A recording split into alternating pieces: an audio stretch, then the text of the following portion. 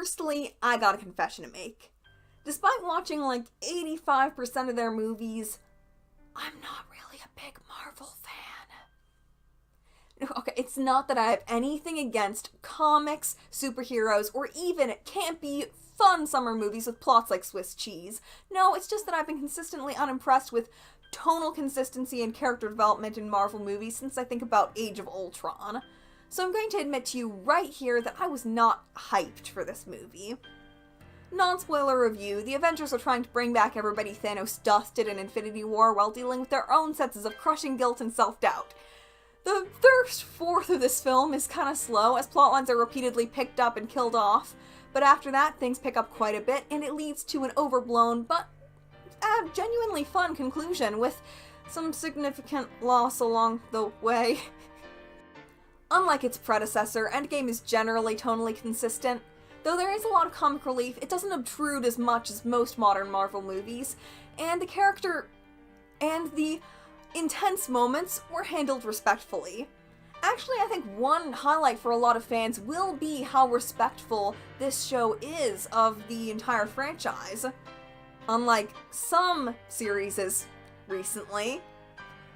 I mean, sure, they teased themselves, but they also dropped in a lot of clever references that people who haven't watched an obnoxious number of Marvel movies wouldn't notice.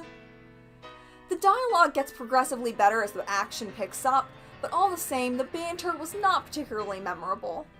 The characters were generally dealt with pretty well, with a handful of memorable hiccups.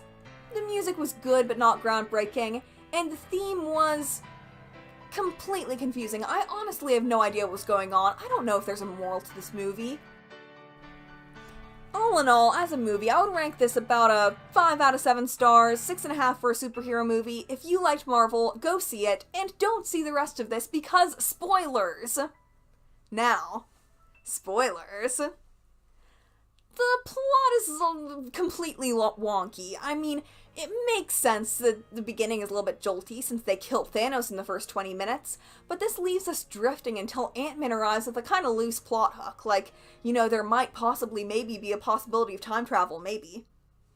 Somehow this works out, and the time heist ensues, which actually has a lot of really cool scenes in it, and is unholily complicated. On the whole, I actually kind of liked it, but there was really not much of a tense undercurrent. It didn't really feel like it was pushing that much forward, especially because, unlike an actual heist movie, the drama doesn't come from the heist. In heist movies, it's about, can you get in? Can you find the thing? Can you get out? Will you compromise your own secret identity? Or will people learn what you did? This is not what this is really about. It's just kind of a fun diversion until they can fight Thanos in the end. Also, it doesn't really make that much sense that Thanos has his entire army prepared in like 5 hours. I mean, does he just keep a swarm horde on a planet somewhere just in case he'll need it? It seems like that would take a lot of upkeep. This also leads me to another thing. I didn't like how Thanos was portrayed for most of this movie. You see, in Infinity War, he was definitely supposed to be sympathetic. Crazy, and we weren't supposed to agree with him, but he was sympathetic. He was, very misled, good-ish man who was trying to do what he thought was the right thing. We can see this in his, albeit abusive, love for Gamora, how he comforts Wanda at the end of Infinity War before he dusts her in half the rest of the universe, and also how he sacrifices the stones at the beginning of Endgame. But for the end fight of Endgame, for the endgame of Endgame, this characterization has kind of just been lost, and he's been made into a... He could have been just a faceless antagonist, and wouldn't have changed all that much. I mean, I can see why they did it. They wanted to have an ending fight without, you know, brooding over philosophical issues. But I think it would have been significantly better if he'd in some way represented a theme, or at least been a lingering dark cloud over the movie from the beginning. As it was, I mean, they could have done a theme of, like, absolute power corrupts absolutely with the stones. But that wasn't what they did. They just kind of dropped it, and it was a little bit disappointing, to be honest. hands down, the best and the worst thing about this movie was the characters. The opening scene with Hawkeye was great, especially to set the mood. I liked Rocket's minimal role, and Ant-Man, the scene where he was looking for his daughter's name on the memorial, it was fantastic. I have never cared about Cassie even half as much as I did for that moment. Iron Man, I've never been a really big Iron Man fan myself, but I think Iron Man fans will love what happened to him over the course of this movie. They did remember Peter, and okay, Peter's scene with him at the end, just before Pepper steps in, is beautiful. It's fabulous, and I love it. And then Pepper steps in, and you know, I literally never care about the love interests, but I was actually kind of mad that she stepped in. I mean, I know it doesn't make any sense. She should be the one to say goodbye to him since, you know, she's married to him, and Peter's just like the son figure who he's been not in contact with for 5 years because he's been dead. But I really wanted Tom Holland to make me cry again. Is this too much to ask? This reminds me of someone else that I didn't really care about until this movie. Black Widow, or as they usually call her, Nat. Now I should probably explain why I generally don't like her. Okay, well, she's tough and confident and strong, and very rarely shows any weaknesses, and doesn't really have all that much character growth. I mean, it's not bad so much as boring, and I feel like it solidly landed her role as a minor character, especially in the first few Avengers movies. But this film shows a different side of her. She is definitely in charge of a lot of Avengers management, but beyond that, she is relaxed and genuine and actually friendly towards her friends, which makes her sacrifice at the end all the more compelling.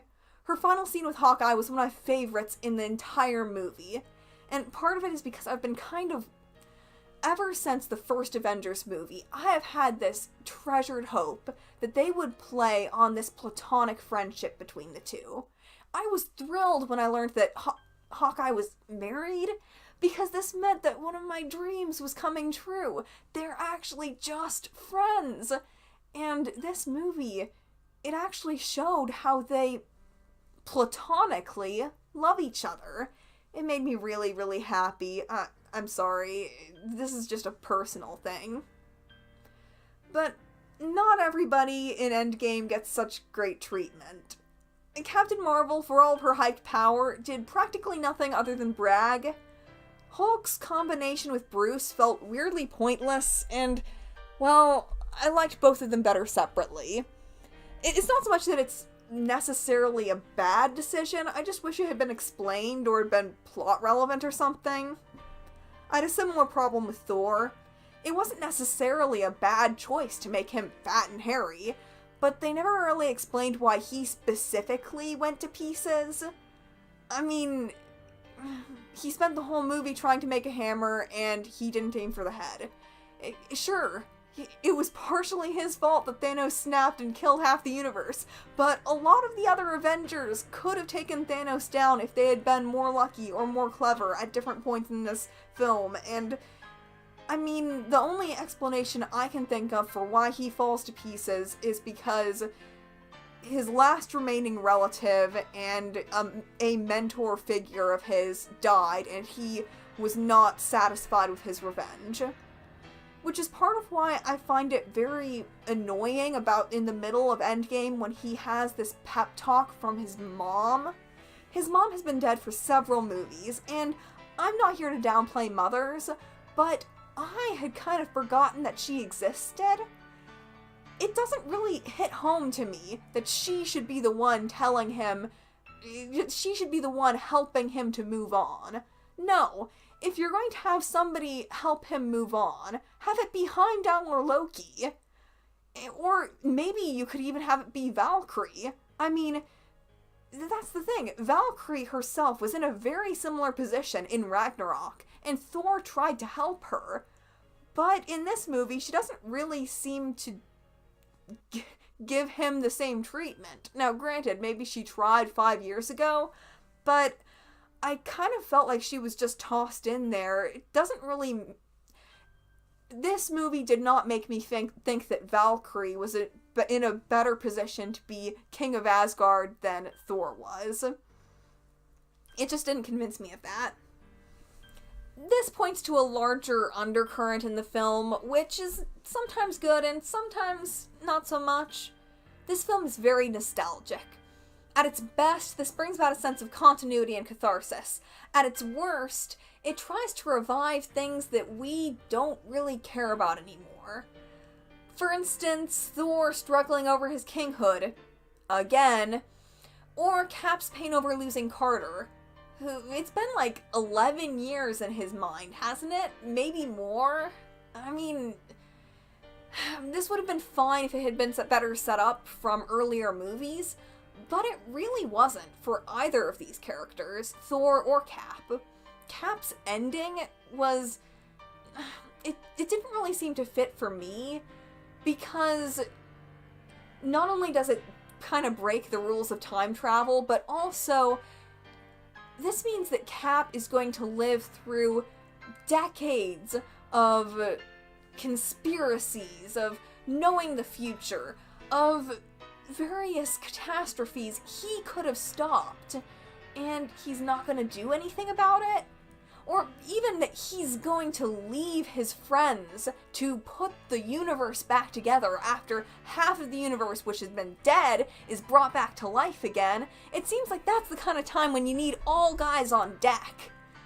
But Cap, the paragon of selflessness, just kind of leaves for a woman who's been out of his life for more than a decade.